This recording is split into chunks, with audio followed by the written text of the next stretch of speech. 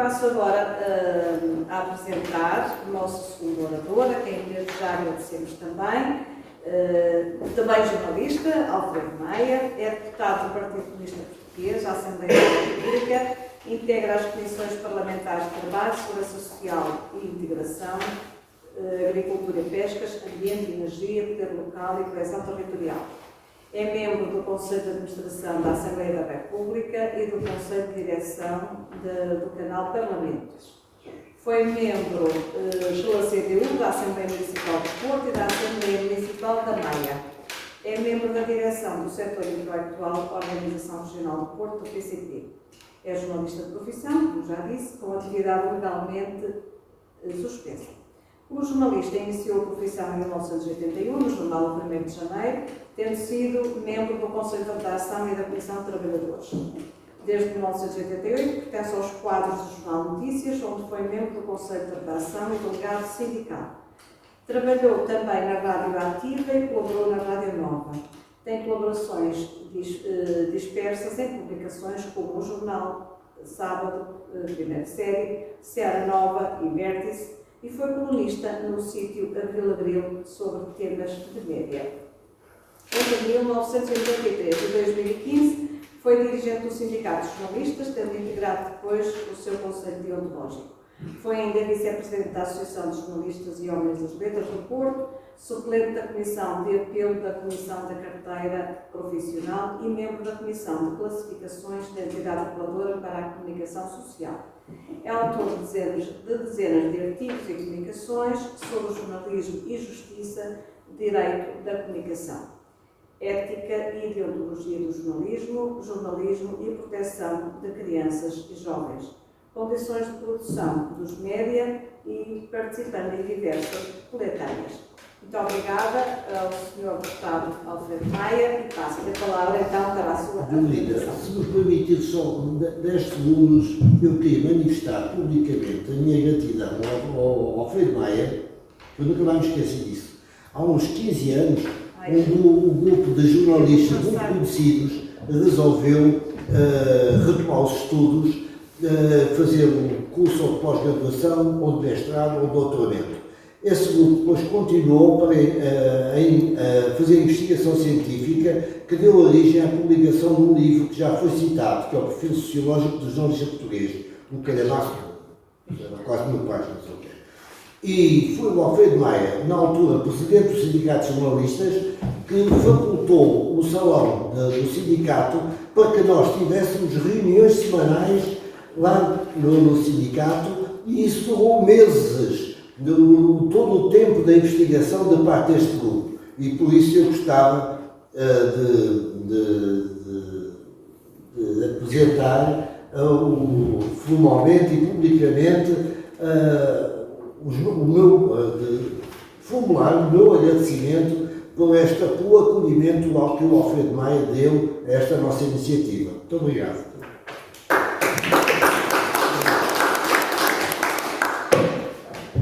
Muito obrigado, José Rebelo. Boa tarde a todos. Saúde. Saúde especialmente o movimento em defesa da Constituição e saúde por esta iniciativa, ainda por cima hoje, Dia Mundial da Liberdade de Imprensa, que foi proclamado pela Unesco. Saúdo a Casa da Imprensa e na pessoa do seu presidente, António Borga, meu camarada de profissão, se assim posso dizê-lo, porque tenho a atividade legalmente suspensa, mas apesar de tudo meu presidente, porque me mantenho como associado da Casa da Imprensa. Eu gostava de destacar das palavras do António Borga a referência que ele faz à luta pela liberdade de imprensa, que é muito antiga, e de facto é. Eu poderia, digamos, a referência relativamente mais próxima que temos da luta pela liberdade de imprensa é, desde logo, são as Cortes Gerais e Constituintes de 1821 que, pela primeira vez na história, baniram a censura. Aliás, há logo nas bases aprovadas, as bases da Constituição aprovadas em 21 e depois da Constituição Liberal de 1822. Aliás, há uma célebre intervenção do deputado constituinte liberal e dirigente liberal, Passos Manuel, da qual ele coloca muitíssimo bem a questão da censura e a relação do poder com a liberdade de imprensa. E ele diz, no essencial, o seguinte, é que a liberdade de imprensa, por muito que incomode ao poder, não pode ser cerceada sob pena de o poder perder a sua legitimidade. Isto é uma intervenção notável, que é um marco essencial na luta pela liberdade de imprensa. O José Rebelo trouxe aqui uma resenha significativa do que está em preparação na União Europeia, com o tal Comitê de Vigilância das redes sociais e do que aí chegará também à comunicação social, que prefigura claramente um regime censório a uma escala nunca vista. É verdade que as redes sociais parecem incomodar muita gente, é verdade que veiculam muito lixo. Eu aqui na altura do 25 de Abril, fiz aí umas conferências e numa delas estavam 300 alunos do ensino secundário e foi curioso que vários deles colocaram a questão de saber se em relação ao lixo que circula nas redes sociais, se não seria legítimo instituir um mecanismo de prevenção, de polícia, de penalização, etc. Bom, a verdade é que, repito aqui, no essencial, o que lhes disse, é que a censura sempre foi apresentada como uma medida que nós sabemos que foi má, foi péssima, foi terrível, mas foi justificada por boas razões. Aliás, o Salazar, nas suas célebres entrevistas ao António Ferro, justificava muito bem isto, dizendo que o jornal era um produto como outro qualquer, como se fosse peixe ou pão, e se havia vigilância sobre a qualidade do peixe e do pão, era legítimo que houvesse também em relação à imprensa. E, portanto, justamente hoje, Dia Mundial da Liberdade da Imprensa, é útil convocar esta realidade passada que não queremos ver repetida. Bom, sumariando de forma muito breve a intervenção que farei, eu proponho aqui uma revisitação ao processo constitucional de 75-76, o percurso feito nas sucessivas revisões constitucionais desde 82 e permite-nos chegar a uma conclusão. É que, sendo certo, absolutamente certo e inquestionável, que a Constituição de 76 sofreu tratos de Pelé e retrocessos muito significativos no que diz respeito à comunicação social, salvo melhor opinião, eu creio que houve avanços e que alguns aspectos fundamentais têm sido até bastante robustecidos, inclusive em relação a institutos que para os jornalistas são sagrados, por exemplo, o sigilo profissional, a confidencialidade das fontes, o direito de participação dos jornalistas na orientação dos órgãos de comunicação social, etc. Bom, começaria então por salientar que, de facto, a liberdade de imprensa, a liberdade de expressão e a liberdade de expressão, que é o direito que precede e que enquadra a liberdade de imprensa, são uma aquisição democrática das primeiras horas do 25 de Abril. Vim cá recordar aos mais velhos que aqui estamos, mas àqueles que não vieram a esta altura, mas seguramente estudaram o tema, que, embora as primeiras edições, mesmo dos matutinos do 25 de Abril, tivessem sido censuradas, foram à censura, e é verdade que alguns jornais, nomeadamente o Jornal de Notícias, tinha já uma manchete a referir a existência de um levantamento militar.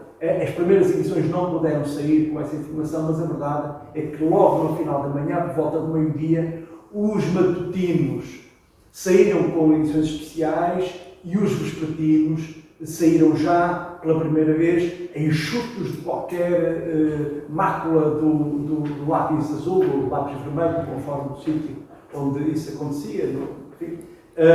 E a verdade é que a primeira lei que assim se deve considerar constitucional, que foi o programa do movimento das Forças Armadas, determina, taxativamente, é abolida a censura. Portanto, logo no dia 25 de Abril, assim foi proclamada, assim se fez, e portanto, podemos dizer com toda a propriedade que é uma aquisição natural do 25 de Abril, e os jornalistas tomaram-na de forma irrevogável nas suas mãos, e esse marco é de assinalar. Há depois um outro marco muito importante, que é a publicação da Lei de Imprensa de 1975, 26 de fevereiro de 75, ou seja, poucos meses depois da Revolução, e este diploma não foi imposto por ninguém, antes, pelo contrário, resultou de um processo ricamente participado e elaborado por uma comissão constituída, por um lado, por representantes dos vários partidos que então já existiam, o PCP, o Partido Socialista e o Partido Popular Democrático, assim como por representantes do Sindicato dos Jornalistas, do então chamado Grêmio da Imprensa Diária e do então chamado Grêmio da Imprensa Não Diária, que deu origem à Associação Portuguesa de Imprensa Atual, que é presidente do nosso amigo João Palmeiro, aqui presente, e que eu aproveito para cumprimentar. Essa lei foi verdadeiramente precursora da Constituição da República Portuguesa de 76, que consagra, digamos, os pilares essenciais da liberdade de imprensa. Não é? Portanto, desde logo, a liberdade de expressão da imprensa sem subordinação a qualquer forma de censura, autorização, caução ou limitação prévia, o direito fundamental dos cidadãos a uma informação livre e pluralista, o direito à informação, que compreende o direito a informar e o direito de ser informado. E estas duas vertentes do direito à informação são muito importantes, não é? Significa que, do ponto de vista das obrigações do jornalista, ele não informa para seu gozo pessoal, mas tem em vista o direito fundamental dos cidadãos de serem informados, embora muitas vezes, eu pecador me confesso, os jornalistas se esqueçam deste desidrato com frequência. Assim como ficou logo consagrado na Lei de 75 o direito e garantias dos jornalistas, designadamente de acesso às fontes, sigilo profissional, a liberdade de publicar, etc. E também um outro princípio fundamental foi, além do direito dos cidadãos a serem informados, a existência de medidas antimonopolistas. Portanto, dizia, a Constituição de 76 é tributária deste avanço de 75 e é, ainda hoje, deste ponto de vista da vertente jurisconstitucional do direito da comunicação, ainda é muito avançada, mesmo em relação ao conjunto dos países da União Europeia, como era à época. E esta ideia, quando revisitamos essa altura, eu gostaria aqui de convocar as palavras do então Presidente da República, General Costa Gomes, na sessão inaugural da Assembleia Constituinte. Dizia: é tarefa para gênios gizar uma Constituição revolucionária, tão avançada que não seja ultrapassada, tão adequada que não seja flanqueada, tão inspirada que seja redentora, tão justa que seja digna dos trabalhadores de Portugal. Senhores deputados, em nome dos mais humildes, das classes mais desfavorecidas, que desejam, na luta do trabalho diário, o avanço da nossa revolução, vos peço que minimizeis os vossos interesses partidários, subordinando-os à consciência afinada pelos interesses maiores da pátria e do povo de Portugal. Estas palavras, este segundo trecho, têm um significado muito interessante, sabendo nós estamos a falar de 2 de junho de 75, e sabendo nós em que período é que já estávamos e o que é que se passou nos meses seguintes. Para assinalar esta evidência, é que, de facto, enquanto no exterior, enfim, aconteceu o que aconteceu, no período chamado Verão Quente, apesar de tudo, os deputados constituintes conseguiram criar condições para aprovar, salvo com o voto contra do CDS, uma Constituição realmente progressista, realmente avançada, progressista, mas que tem sofrido os trapos de Pelé, como disse. Bom, creio que é útil começar esta nossa revisitação justamente no processo de elaboração da Constituição de 1976. A metodologia, muitos saberão certamente, consistiu em cada partido, como hoje acontece, apresentar o respectivo projeto, e é interessante irmos ver o que é que cada um deles propôs na área justamente da comunicação social. Eu creio que, em relação ao desidrato da liberdade de opinião e de livre expressão do pensamento, no fundamental podemos falar de alguma unanimidade, ou pelo menos de algum consenso entre todas as forças, embora creio ter verificado aqui alguma singularidade, desde logo em relação às propostas do MDP e do PCP. E consistia justamente em propor que essa liberdade, que esse direito não pudessem ser usados para divulgar ou para fazer a apologia de ideias fascistas, colonialistas, belicistas ou de qualquer modo antidemocráticas e contrárias ao processo revolucionário. Digamos, a forma como foi colocada esta questão não é tão anacrónica como muita gente possa pensar. Em alguns aspectos, hoje como vão as coisas, se calhar levar-nos-iam a refletir sobre que campo livre é que aí está para atacar a própria Constituição, negar as evidências, desde logo em relação ao que significou o fascismo, o colonialismo, e de que modo é que hoje se está verdadeiramente a normalizar, estão a normalizar as doutrinas da extrema-direita, que é uma forma mais simpática de falar do ascenso do fascismo. Bom,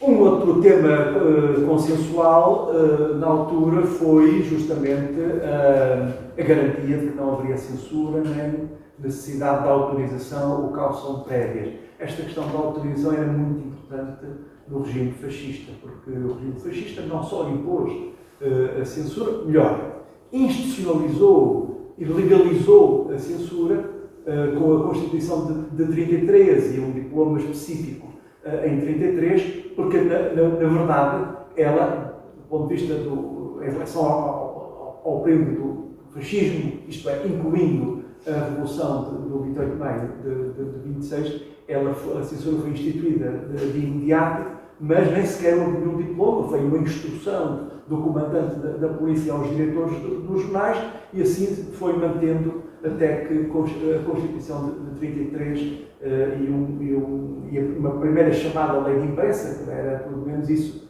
de facto ela é institucionalizada. E nessa altura é o PCP, o PPD e o PS que, ao consenso geral, acrescentam a desnecessidade da autorização. Como estava a dizer, além da censura, a criação dos jornais e a nomeação dos diretores carecia da autorização prévia, aliás, da própria Comissão de Censura e do Secretariado de Propaganda Nacional. A liberdade de imprensa é também uma matéria incontroversa, desde o CDS ao PCP, passando pelo PPD, etc. O direito de resposta. O direito de resposta foi também introduzido na Constituição. Ele, na verdade, é um instituto que já existia mesmo durante o fascismo, ainda com objetivos diferentes. E do ponto de vista dos jornalistas, o direito de resposta é um instituto fundamental, aliás, na própria tradição francesa, como garantia de igualdade de armas, que é assegurado aos cidadãos visados pela imprensa. Este instituto nasce basicamente no século XIX em França. Depois, uma dimensão muito importante é a garantia que nasce da Constituição de 76, também na esteira da Lei de Imprensa de 75, é o pluralismo da opinião. Mas aqui na Constituição ela assume contornos um bocadinho particulares. É que a garantia de pluralismo deveria ser assegurada pelos órgãos de comunicação social estatizados e cuja independência devia ser também assegurada. O próprio CDS faz propostas nesse sentido. O PCP faz uma proposta mais extensa, dizendo que o Estado garante estes direitos, promovendo o acesso das massas trabalhadoras e das suas organizações aos órgãos e meios de comunicação social, efetuando uma profunda transformação das suas estruturas, de modo a libertá-las do controle monopolista e levando a cabo uma política de informação que esclareça e consciencialize as massas populares. Naturalmente que esta formação tenha um fundo, digamos, programático no sentido de assegurar que a norma constitucional é suficientemente densa para que este direito se concretize de forma precisa e não como mera elaboração genérica. O Partido Socialista surge então com a proposta para assegurar esse pluralismo. Em cada órgão de informação estatizado seria criado um conselho integrado proporcionalmente por representantes dos partidos políticos. Um outro tema interessante também da Constituição de 36 é em relação à televisão e à rádio públicas, com propostas do MDP, do PCP, do PS e do PPD, atual Partido Social Democrata.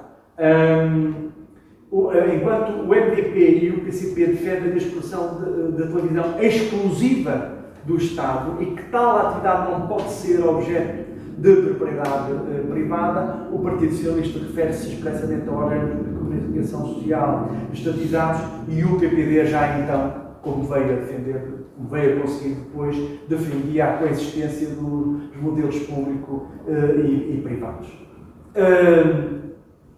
Em termos do direito de participação dos jornalistas, e aqui é um dos tais aspectos em que a Constituição Portuguesa se distingue dos demais Estados-membros,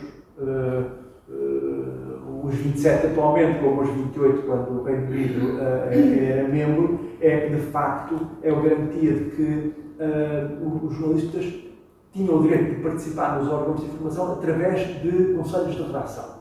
É preciso dizer, situar no contexto histórico, quando a Lei de Imprensa e a Constituição consagram este direito, ele já estava no terreno.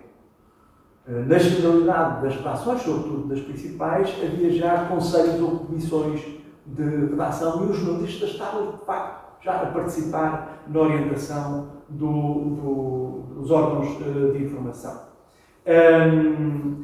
Havia, no entanto, uma exceção,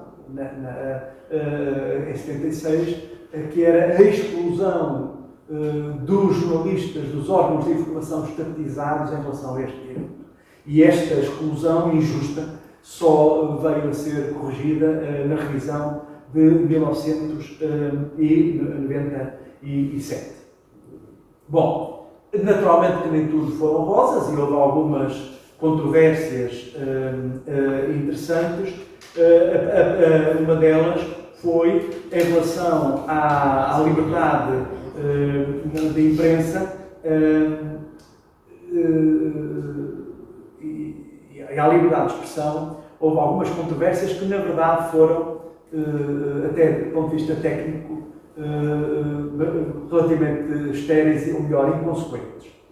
Porque, por exemplo, o PCP defendia, contrariado pelo PS, mas também pelo PPD, que ficasse a seguinte formulação: todos têm direito, nos termos da lei, de exprimir e divulgar livremente, etc., o seu pensamento por aí fora. Ora, quer o PS, quer o PPD opunham-se a isso, porque parecia que aquele inciso, remetendo para os termos da lei, constituiria um elemento inibidor da liberdade que ali estava a ser consagrada. Bom, o que é curioso é que depois acabou por ser introduzido um número 3, eu estou a falar, portanto, do artigo 37, que dizia e diz hoje, mais ou menos com estas palavras, ainda com uma outra formação: as infrações cometidas no exercício destes direitos ficarão submetidas ao regime de punição da lei geral, sendo a sua apreciação da competência dos tribunais judiciais. Depois havia uma outra, de facto, a previsão da regulamentação, que veio a ser consagrada, como digo. Depois havia uma outra controvérsia relativamente à inserção da palavra a suceder à censura, fica proibida a censura prévia. O exercício desses direitos não pode ser limitado por qualquer forma de censura prévia, que foi rejeitada nestes termos. Bom, e porquê? Quer o PS, quer o PPD argumentavam que e também isso podia ser inibidor na medida em que a proibição de uma censura prévia tinha implícita a ideia de que ela poderia ser exercida a posteriori, designadamente de forma administrativa ou judicial. Bom, este argumento era contraditório com a previsão de que os crimes cometidos através da imprensa poderiam, os crimes, enfim, as infrações de natureza criminal e de mera ordenação social podiam ser sancionadas pelos tribunais. Havia aqui uma contradição, mas reveste alguma curiosidade na medida em que, apesar de tudo, apesar do consenso, o debate da natureza ideológica era bastante acirrado e, portanto, justificavam-se, se calhar, estes pruridos. Bom, depois havia uma outra discussão, saber se os jornalistas tinham direito de participar na orientação ideológica ou na orientação editorial. Mais tarde veio a ficar a orientação editorial. Em relação aos conselhos de redação, já referi o facto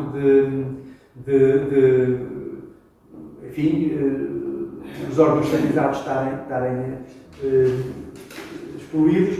Em relação à orientação mas, no entanto, foi, digamos, criada uma estrutura para a orientação geral dos órgãos de informação estatizadas, respeitando o pluralismo ideológico. E isto através de quê? Através de conselhos de informação.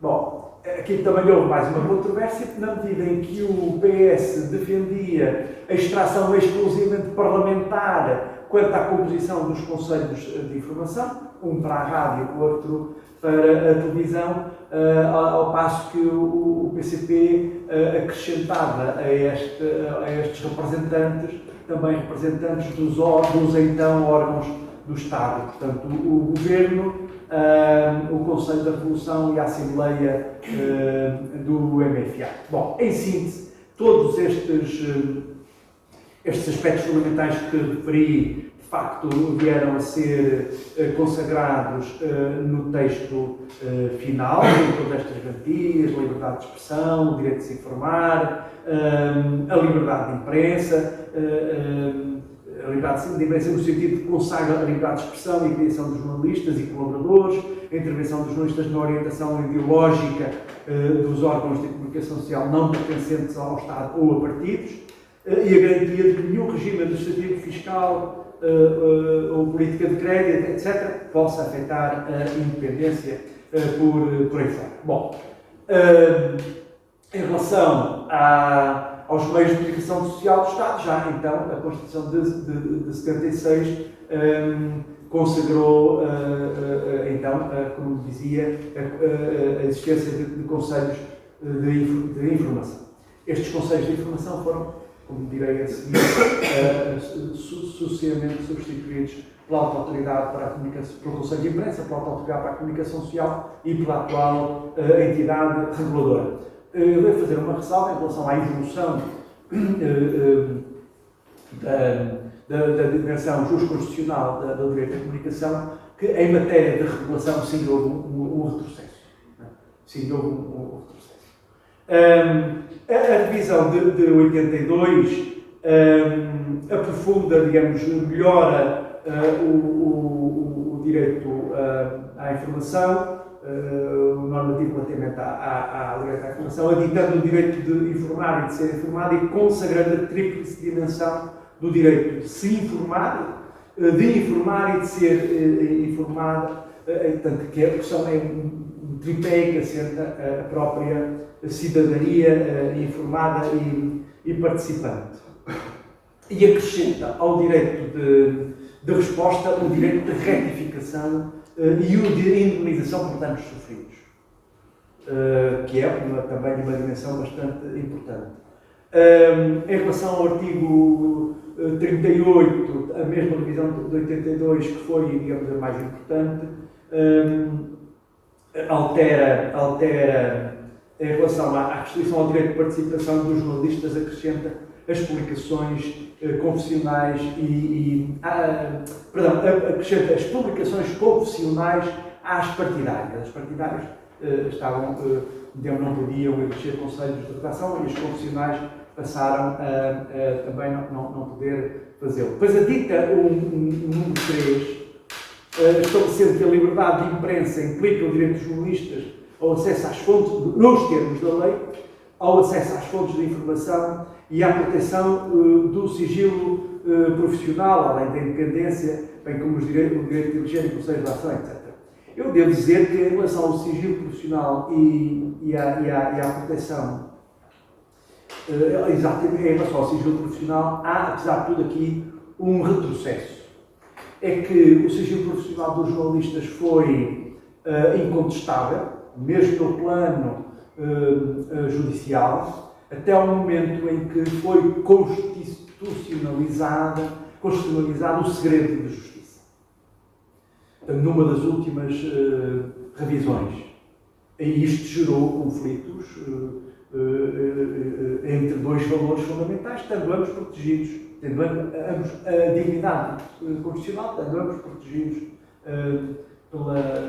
pela Constituição. E é isso que tem gerado, digamos, alguns problemas em termos de processos judiciais, com os jornalistas a serem acusados de violar o segredo de justiça. Felizmente, as coisas não têm corrido mal para o seu lado. Depois, também a Constituição de 82 introduz um princípio fundamental, que aqui já foi referido, que é o princípio da transparência da propriedade.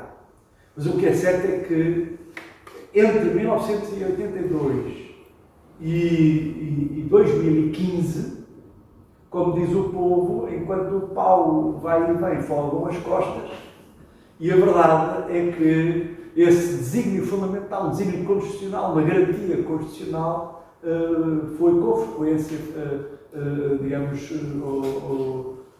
claramente desrespeitado. E foi desrespeitado, como publicamente esteve em debate recentemente, mesmo já depois de publicada a lei da transparência em 2015, como sabemos, naquele célebre processo da aquisição de capital e do controle de capital da Global Media Group por um fundo de capitais estrangeiros cujo rosto se não conhece e, pelos vistos, jamais conhecerá. Bom, há depois outros avanços, eu avançarei também em relação à revisão de 88, foram desenvolvidos alguns aspectos relativos à liberdade e independência, designadamente os deveres do Estado. O Estado assegura a liberdade e independência dos órgãos de comunicação social perante o poder político e o poder económico, impondo o princípio da especialidade das empresas titulares dos órgãos de comunicação de informação geral e impedindo a sua concentração. Bom, aqui é que estamos falados, assim, se me concederem tempo falarei mais adiante, mas de facto a concentração está muito longe de estar contida nos níveis em que deveria estar, desde logo para assegurar o princípio do pluralismo informativo. Depois, na revisão de 87, em 97 ficam, como disse, garantidos também aos jornalistas dos órgãos do Estado a participação no direito de comunicação social. Depois, o artigo 39, que é o artigo fundamental para a regulação dos meios do Estado, há alterações que eram em 82, 89 e 2004 que têm a ver com a substituição, basicamente, dos conselhos de informação pelo Conselho de Imprensa, pela Autoridade para a Comunicação Social e, finalmente, em relação à entidade reguladora para a comunicação social. Duas notas breves em relação à revisão de 89 e à criação da Autoridade para a Comunicação Social. No início, na primeira formulação da lei que regulamenta o Conselho, os regulados são claramente afastados. Isto é, o setor, as associações representativas do setor, em termos empresariais, e os jornalistas. Afastados do ponto de vista de uma legitimidade própria. Podia haver um jornalista cooptado, mas era cooptado, não era eleito pelos seus pares. E o que se conseguiu ao fim de uma luta bastante intensa foi que, nomeadamente, o representante dos jornalistas fosse eleito por e diante os seus pares, o que foi um avanço fundamental. Depois, em 2004, é criada a entidade reguladora, que tem um erro, tem um pecado, digamos, original. É que os seus membros têm extração, se não exclusivamente parlamentar, e já agora negociada sempre entre os dois principais partidos, porque são quatro elementos, dois designados ou propostos por um partido e dois por outro, sendo o quinto elemento reside cooptado por esses quatro primeiros elementos. Bom, o que é que eu digo que é praticamente exclusivamente da extração parlamentar? Porque na experiência que temos tido até agora, na verdade, o presidente da ERC é negociado entre os dois partidos. E, aliás, logo no primeiro mandato, os próprios eleitos para aquele cargo souberam os jornais quem era o presidente que eles iam cooptar. Foi negociado entre os líderes do PSD e do CDS. Bom, eu terminarei com duas reflexões muito breves sobre se estamos aqui perante uma letra morta ou não. Em relação à concentração da propriedade dos meios de informação, se não é morta, está moribunda. Repare, o Diniz começou por falar do controlo em outros países da paisagem mediática por 5 ou 6 grupos, e em Portugal é isso que acontece. Há um clube restrito de 5 grandes grupos, e falo da Cofina, da Global Média, da Empresa, da Média Capital e da Igreja Católica, que controlam o panorama da comunicação social. Televisão, rádio e jornais. Não é? Bom, o que é que significa a concentração da propriedade dos meios de informação? não significa apenas a capacidade de recolher, tratar e difundir informações. Significa uma capacidade concentrada de influenciar a opinião pública, de influenciar os cidadãos, de formatar as mentalidades. E esta capacidade é claramente exponenciada quando nos grupos de comunicação social se verifica, por um lado, a exploração de sinergias, isto é, colocando um mesmo jornalista, hoje em dia diz a produzir conteúdos para vários dos órgãos de informação, e quando as hierarquias tendem a afunilar a pirâmide dependente de um tal diretor-geral, que aliás não tem nenhuma cobertura legal, nem da lei da imprensa, nem da lei da rádio, nem da lei da televisão. Mas a verdade é que as empresas estão a impor esta figura. E que está no topo da pirâmide, que vai determinando, em descendo as orientações fundamentais. Mas também quando partilham elementos, quando os vários órgãos de informação partilham elementos das respectivas hierarquias, ou quando esses elementos escrevem ou falam simultaneamente nos vários órgãos de informação. Eu creio que há aqui até um exemplo muito paradigmático que é SIC versus Expresso. Quer dizer, para comentar qualquer assunto de atualidade, a SIC Generalista, a SIC Notícias, tem permanentemente editores-chefes, diretores adjuntos do Expresso a fazer comentários. Bom, isto significa que há aqui um afunilamento, digamos, até ideológico, editorial, o que quiser. E, naturalmente, que também isto justifica as operações de limpeza que vão sendo feitas nos órgãos de informação social destes grandes grupos, muitas vezes aproveitando para expulsar aqueles pontos mais recalcitrantes, não é? Que ousem ter um juízo crítico, exercer a sua capacidade reivindicativa que lhes reste, etc. E, finalmente, terminaria com um tópico que eu creio preocupante e que contribui para o afunilamento da orientação editorial, que é o representado por uma coisa que eu, à falta de melhor, chamaria elite editorial. E quem é que compõe a elite editorial? É um conjunto de diretores adjuntos, chefes, editores e não sei o quê, que se multiplica em artigos, colunas, comentários nos vários órgãos de informação, que se multiplica e que circula. Não é nada estranho que esta elite editorial gere um conjunto de pessoas que circula como diretores nos vários órgãos de informação do sistema dominante. Bom, eu creio, aliás, que o Sérgio Alimi, nos Novos Cães de Guarda, explica muito bem este fenómeno, portanto eu não descobri nada. Não descobri nada, apenas cotejo, digamos assim, as leituras e os estudos com a observação prática da realidade.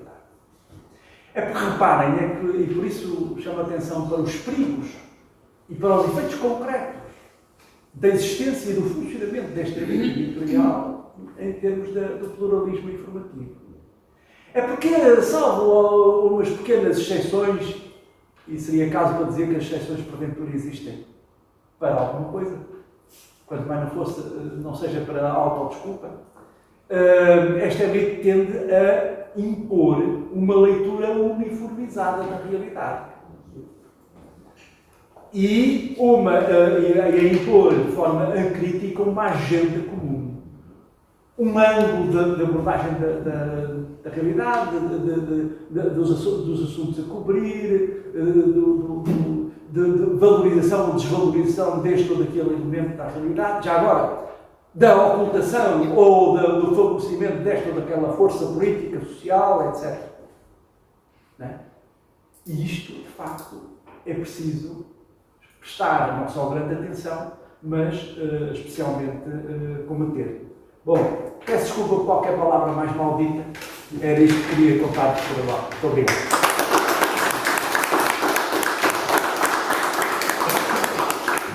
Muito obrigada ao nosso deputado, jornalista também, Alfredo Meia.